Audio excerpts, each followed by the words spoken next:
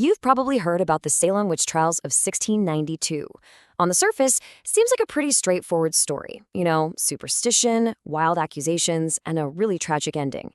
But the real story is, well, it's a lot more complicated. And it has a lot less to do with actual magic than you might think.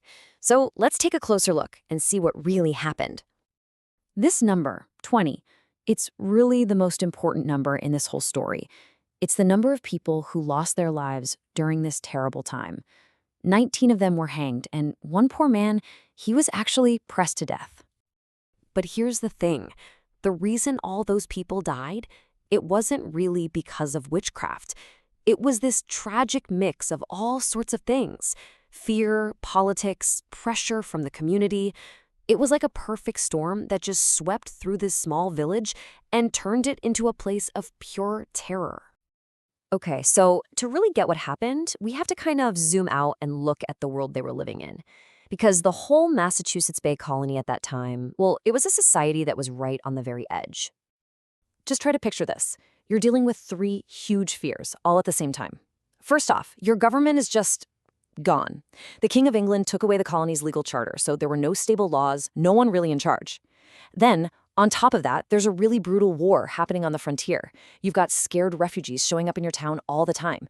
And finally, you deeply, truly believe that the devil is real and is out there, right now, trying to tear your whole world apart.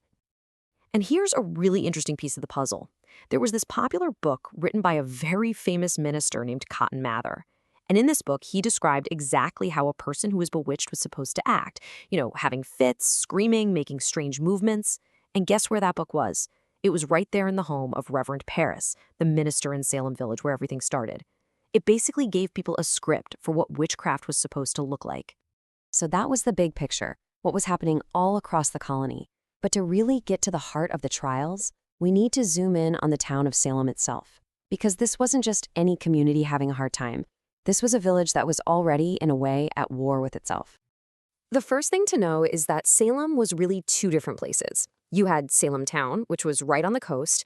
It was a busy, wealthy port city. But then, if you went inland, you'd find Salem Village. It was a poor farming community, very traditional, and their economy was really struggling. So the people in the village often felt looked down on and kind of jealous of the folks in the town. And right inside Salem Village, things were even more divided. You had these two powerful families, the Putnams and the Porters, who were in this really bitter fight. The Putnams were all about the old-school farming life. The Porters, on the other hand, had ties to the rich merchants in Salem Town. They'd been fighting about land and who had more power for a long, long time, way before anyone started talking about witches. And these two groups, well, they became the two sides in the trials. The Putnam family and their friends became the main accusers, and the Porter family and their supporters, they were often the ones being accused. And the last piece of this local puzzle was the village minister, Reverend Samuel Paris.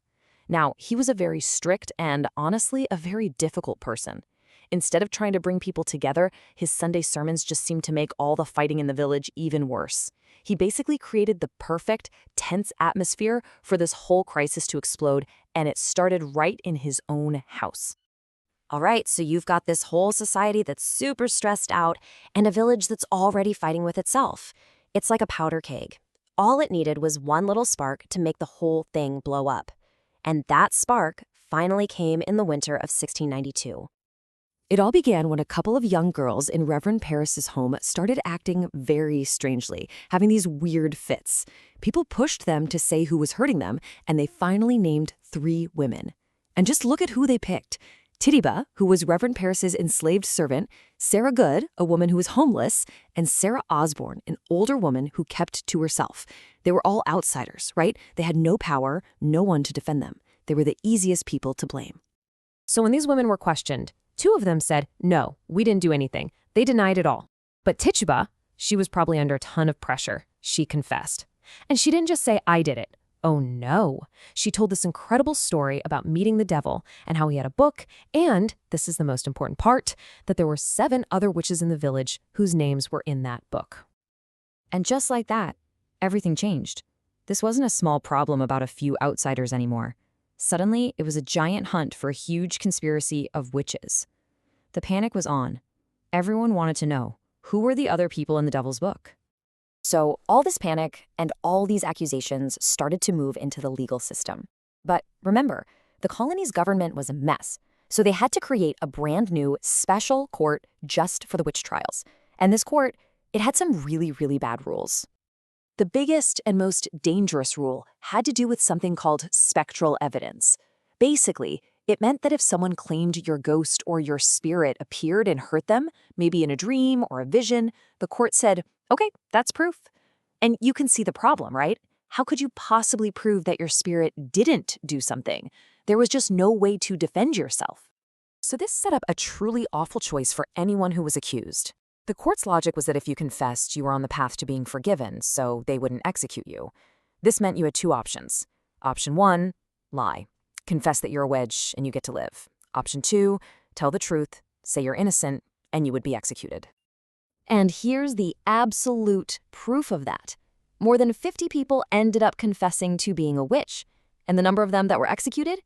0. Not a single one. Every single person who was hanged, all 19 of them, died because they insisted they were innocent. They were killed for telling the truth. So, this whole terrible machine was just running and running. How did it finally stop?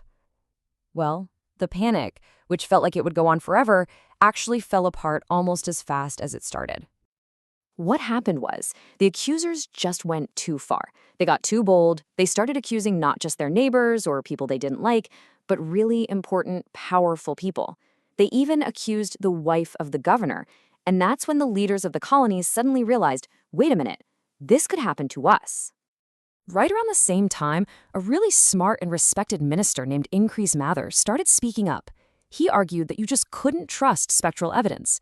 He said, look, the devil is a liar. He could easily make his spirit look like an innocent person just to trick us. And that argument completely pulled the rug out from under the court.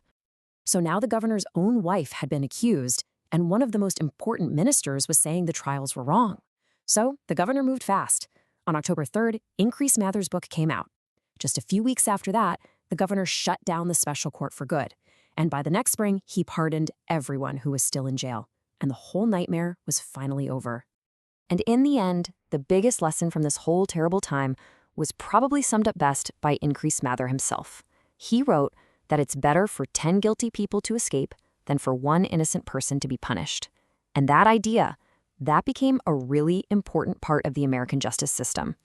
It's just a powerful reminder of what can happen when fear is allowed to take over.